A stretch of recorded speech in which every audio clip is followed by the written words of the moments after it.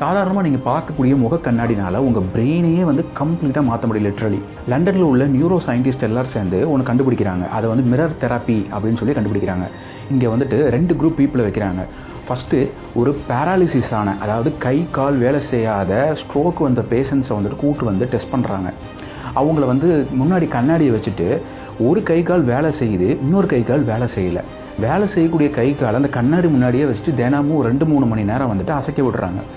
அப்போது நம்ம பிரெயினுக்கு வந்து எது உண்மை எது பொய்ன்னு பிரித்து பார்க்க தெரியாது. நம்ம ரிப்பீட்டடாக எதை பண்ணிக்கிட்டே இருக்கோமோ அதை தான் அது நம்பும். ஆக்சுவலாக இதுதான் உண்மை அப்படின்னு சொல்லிட்டு. அப்போ என்ன பண்ணுறாங்க, திருப்பி கொஞ்ச நாள் பண்ண வேலை செய்யாமல் இருந்த இன்னொரு கை கால் ரெண்டும் வேலை செய்ய ஆரம்பிக்குது. கொஞ்சம் நீங்கள் யோசனை பண்ணி பாருங்கள். ஸோ நெக்ஸ்ட் டைம் மிரரை பார்க்கும்போது உங்களை நீங்களே வந்து கேவலமாக பேசுகிறத நெப்பாட்டிட்டு பாசிட்டிவாக பேசுங்க. லைஃப்பும் பாசிட்டிவாக மாறும். And follow for daily updates.